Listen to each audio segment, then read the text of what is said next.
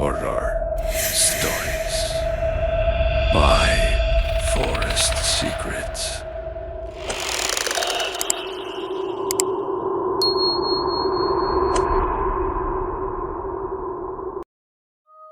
Hunyo 18, 1996 sa Quezon City. Isang gabing puno ng musika, sayawan at kasiyahan na nauwi sa isang pinaka-nakakakilabot na trahedya sa kasaysayan ng Ozone Disco.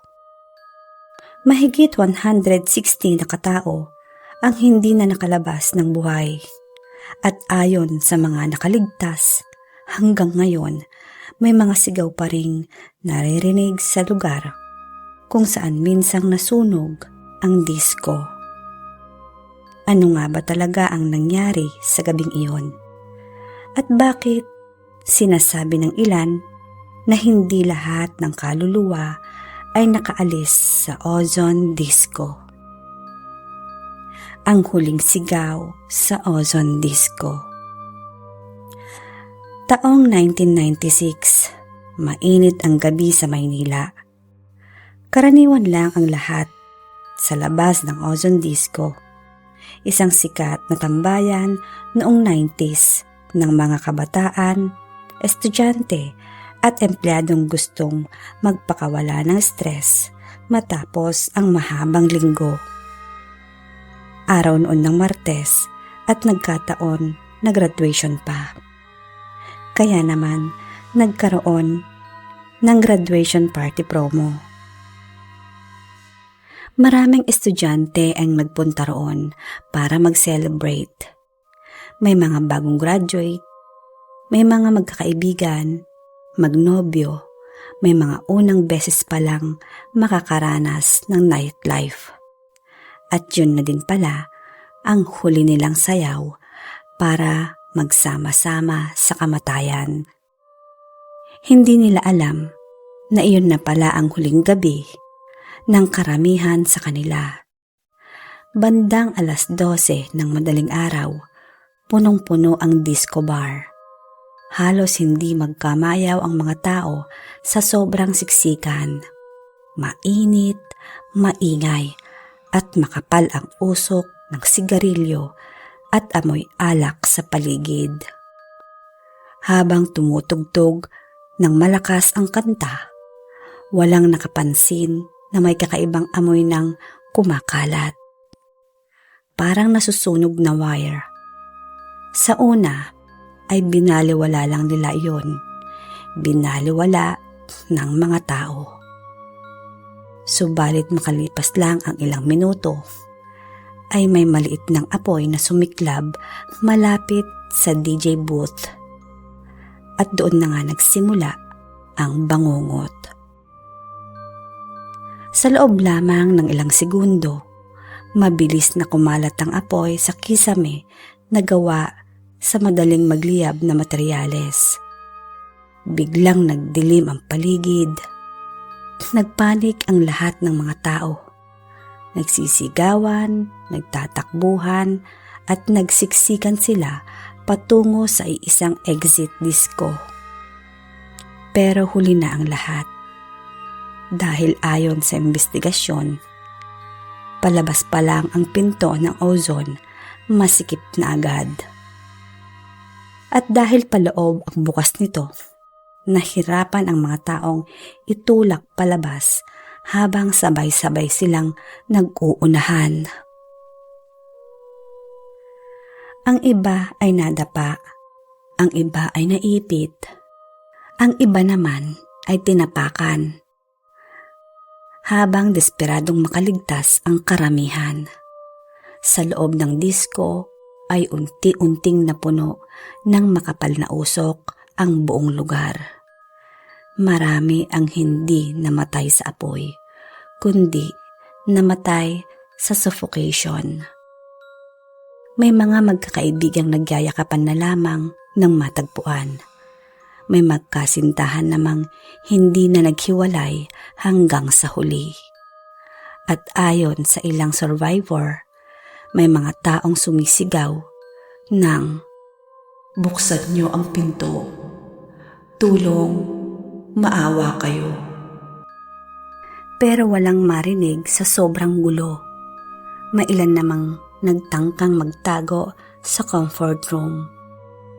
Inisip nilang ligtas sila roon mula sa apoy, subalit doon din sila natrap. Habang papalakas ang usok, ay unti-unti silang nawalan ng hangin at isa-isa silang bumagsak sa malamig na tiles ng CR. Kinabukasan ay bumulaga sa buong bansa ang trahedya. Sunod-sunod ang ambulansya, mga magulang na umiiyak habang naghahanap ng anak. Mga katawan na hirap nang makilala dahil sa tindi ng sunog. Isa ito sa pinakamalalang sunog sa kasaysayan ng Pilipinas. Pero doon pa lang nagsimula ang mas nakakatakot na bahagi. Dahil makalipas ang ilang taon, maraming kwento ang lumabas tungkol sa dating pwesto ng Ozone Disco Bar. Subalit sinisi nila ang may-ari nito dahil bakit wala daw exit fire ang disco bar. Ang design kasi o pagkakagawa kasi nito ay maihahalin tulad sa isang embudo o iisa lang ang labasan at iisa lang din ang pasukan. Walang mga fire exit na maaaring daanan kung sakaling magkaaberya nga.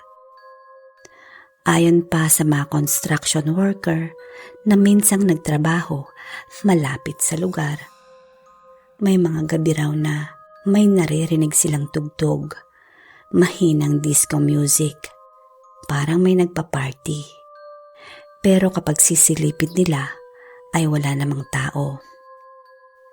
May isang gwardya raw na nagbabantay noon sa abandonadong lugar na yon. Bandang 2:00 nga ng madaling araw, may nakita siyang babae sa may gilid ng kalsada. Nakatayo lamang ito, nakayuko at mahaba ang buhok. Akala niya ay may naligaw na babae, kaya nilapitan niya iyon. Pero habang papalapit siya, ay naamoy niya ang kakaibang amoy. Amoy sunog, amoy laman na nasusunog. At nang iangat ng babae ang mukha nito, sinasabing sunog ang kalahati ng kanyang mukha. Napatakbo raw ang gwardya sa sobrang takot. At mula nga noon, hindi na siya pinabalik sa trabaho. May isa pang kwento tungkol naman sa taxi driver na nagsakay ng 3 kabataan malapit sa dating pwesto ng Ozone. Masaya raw ang mga ito, parang galing sa party. Habang bumabiyahe ay napansin ng driver sa rearview mirror na tahimik na ang mga pasahero. Paglingon niya ay wala na ang tao sa likod, pero basa raw ng itim na abo ang upuan.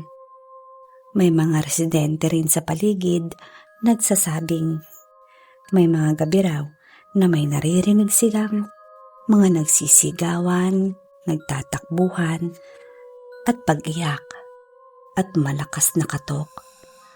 Parang may humihingi ng tulong, lalo na sa tuwing madaling araw ng Hunyo 18. May isang dating survivor na nagsalita sa isang interview. Ayon sa kanya, hanggang ngayon, sariwa pa rin sa isip niya ang gabing iyon. Naalala daw niya ang mga kamay na humihila sa kanya habang pilit siyang lumalabas. Mga taong nagmamakaawa, mga mukhang unti-unting nawawala sa usok, at ang pinaka hindi raw niya makalimutan ay ang sigaw ng isang babae sa loob ng CR. Tulungan niyo kami. Pero hindi na niya iyon nabalikan pa.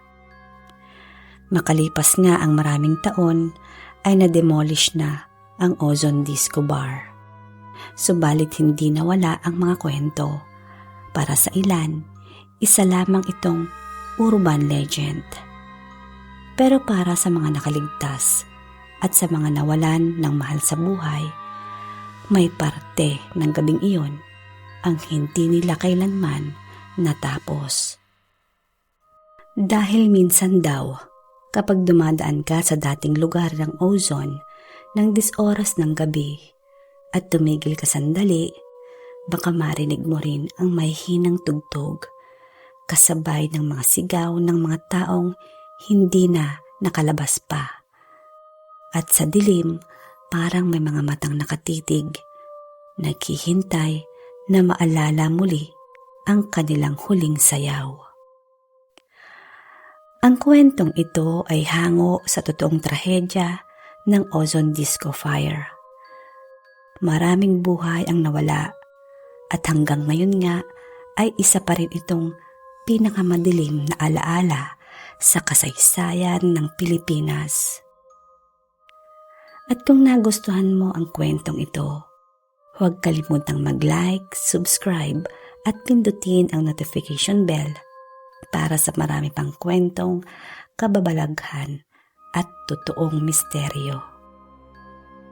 At tandaan, hindi lahat ng lugar na tahimik ay wala ng kaluluwa, dahil ang mga taong hindi pa handang mamatay ay hindi rin agad-agad natatanggap na wala na sila sa mundong ito. Nag-e-exist pa rin sila, pero sa pamamagitan na lang ng kaluluwang hindi pa tuluyang natahimik.